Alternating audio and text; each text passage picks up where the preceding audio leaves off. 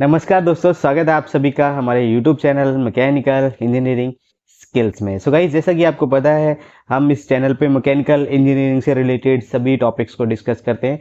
तो आज की इस वीडियो में हम डिस्कस करेंगे मैकेनिकल इंजीनियरिंग क्या, हम एज ए करियर इसको कैसे सिलेक्ट करें और ये क्या किस किस फील्ड्स में हम इसमें काम कर सकते हैं, क्या क्या नेसेसरी स्किल्स चाहिए आपको एक अच्छा मैकेनिकल इंजीनियर बनने के लिए।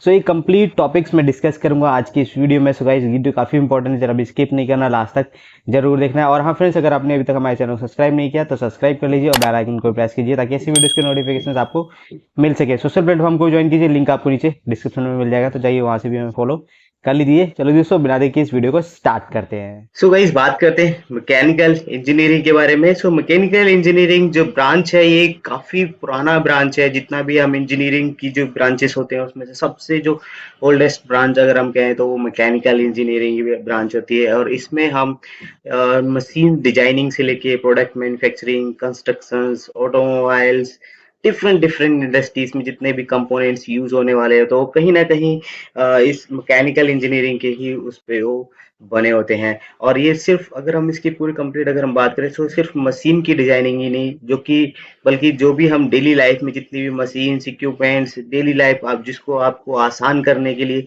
जो भी साधन हम यूज कर रहे हैं तो कहीं ना कहीं इसके पीछे कहीं ना कहीं मैकेनिकल इंजीनियरिंग ही होती है। जैसे आप गाड़ी में ट्रैवल कर रहे हैं, जितने भी इंडस्ट्रियल के नए नए अपडेटेड इक्विपमेंट्स आ रहे हैं, आप एयर कंडीशनिंग का यूज कर रहे हैं, सो कहीं ना कहीं just behind of mechanical engineering. So it is very important field of engineering और ये सबसे पुरानी ब्रांच हम इसको बोलते हैं mechanical engineering. So the main areas of mechanical engineering अगर हम बात करें तो मेन एरियाज मेन क्या क्या कोर एरियाज हमें आने चाहिए अगर हम मैकेनिकल इंजीनियरिंग की बात करें। So first one is design and manufacturing. Design and manufacturing हम बात करते हैं, जैसे भी हमें कोई भी कभी कोई कंपोनेंट्स है उसको डिजाइन करना है, उसको बनाना है, उसको मैन्युफैक्चर करना है तो उसके लिए क्या क्या कंपोनेंट्स लगेंगे, किस तरह से मशीन का डिजाइन होगा, किस तरह से इंफ्रास्ट्रक्चर डिजाइन करना है। तो ये सारा डिजाइनिंग से लेके मैन्युफैक्चरिंग तक का प्रोसेस, ये सारा का सारा इसी में ही आपका engineering mechanical engineering. For example ऐसे कार इंजन हो गए, इंडस्ट्रियल मशीन्स हो गए, इवन रोबोटिक्स वगैरह भी है, तो उसके लिए ये सबसे पहला जो मेन एरिया है design and manufacturing. Second is a thermodynamic. Thermodynamic की अगर हम बात करें, थर्मोडायनेमिक ये बेसिकली क्या है, हीट से रिलेटेड, हीट टेम्परेचर इन सभी से रिलेटेड होता है। और ये बेसिकली कहाँ पर बॉयलर्स है, हमारा एयर कंडीशन है, और जो पावर प्लांट्स जो हमारा इलेक्ट्रिसिटी जनरेट करने के लिए बेसिकली, तो वहां पर हम ये थर्मोडायनेमिक्स वगैरह यूज होते हैं।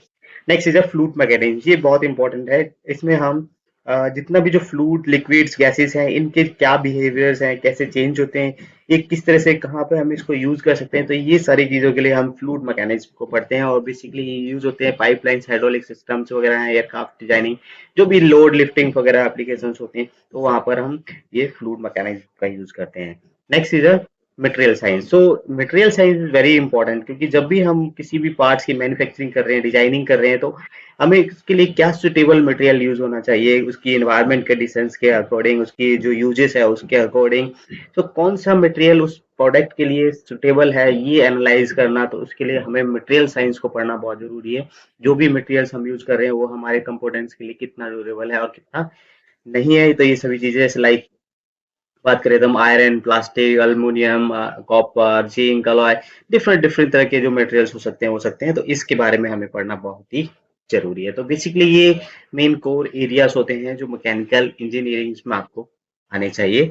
Next is why we are choosing a mechanical engineering. As a mechanical engineer अगर मैं आपको बोलूँ तो क्यों इस फील्ड की तरफ हमें जाना चाहिए, कि जो मैकेनिकल इंजीनियरिंग की जो फील्ड्स है ये आपको लिमिटलेस करियर अपॉर्चुनिटीज देता है। इसमें आपको अलग अलग बहुत सारी हब इवन एवरी इंडस्ट्रीज में जस्ट भी काइंड ऑफ मैकेनिकल इंजीनियरिंग, तो कहीं ना कहीं आपको इतना अलग अलग फील्ड्स में आपको काम करने की अपॉर्चुनिटीज होती हैं। और इसके साथ साथ आपके जितना भी डे टू डे जो रियल लाइफ में डे टू डे प्रॉब्लम्स हो रही हैं उनके लिए भी आपको इनोवेटिव आइडियाज, इनोवेटिव सॉल्यूशंस आपको देखने को, आपको खुद से उन प्रॉब्लम्स पे काम करने को मिलता है। तो आपके लिए एक बहुत ही अच्छा अपॉर्चुनिटी, क्योंकि इसके लिए आपको अ, अगर आप एक अच्छा ये सभी चीजें की नॉलेज रखते हैं तो आपको जॉब्स की कमी नहीं है। तो मैं कहूँगा आप मैकेनिकल इंजीनियर अगर आप इंजीनियरिंग में जाना चाहते हैं तो you can choose the mechanical engineer.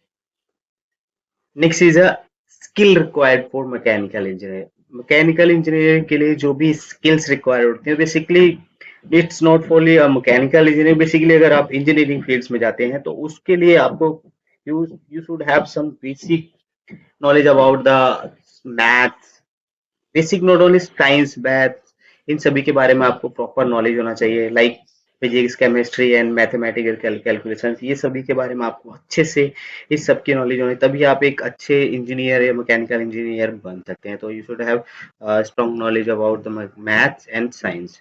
Next is problem solving skills. जो प्रॉब्लम सॉल्विंग स्किल्स, तो योर माइंड, ये जो आपका जो माइंड है वो कुछ इस तरीके से काम करना, आपके पास एक ये एबिलिटी होनी चाहिए कि आप कोई प्रॉब्लम्स हो उसको एनालाइज कर सकें और उसके लिए उस एनालाइज करके उसके लिए क्या प्रैक्टिकल सॉल्यूशन हो सकते हैं। तो इस तरह की आपके अंदर ये प्रॉब्लम सॉल्विंग स्किल्स भी होनी चाहिए। Next is a computer aided design. So you should have some computer की, जितना भी कंप्यूटर रिलेटेड जो बेसिक नॉलेज होना चाहिए, क्योंकि आपके जो आगे आपको मैन्युफैक्चरिंग और डिजाइनिंग में जाना है तो CAD CAM, solid work, fusion 360, ऐसे जो जितने भी ड्राफ्टिंग के सॉफ्टवेयर हैं उसके बारे में आपको चाहिए, तो आपको ये सब के बारे में भी आना चाहिए।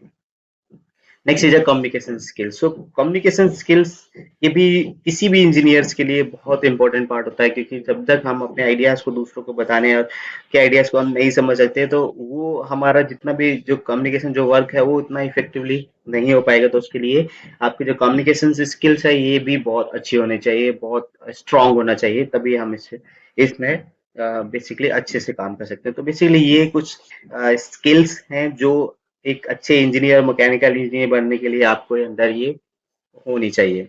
सो गाइस, ये तो था आज की इस वीडियो में मैकेनिकल इंजीनियरिंग से रिलेटेड। अगर आपको कोई सवाल है, कोई क्वेरी है तो मुझे कमेंट्स में लिखिए। किसी पर डिटेल वीडियोस चाहते हैं तो मुझे कमेंट्स करिए, मैं उस पर जरूर एक वीडियो बनाने की कोशिश करूंगा। वीडियो अच्छी लगी तो लाइक शेयर कमेंट करना ना भूलना, और अभी तक हमारे चैनल सब्सक्राइब नहीं किया तो सब्सक्राइब कर लीजिए और बेल आइकन को प्रेस कीजिए ताकि ऐसे वीडियोस के नोटिफिकेशन आपको मिल सके। मिलते हैं नेक्स्ट वीडियो में एक नए टॉपिक के साथ, तब तक के लिए जय हिंद।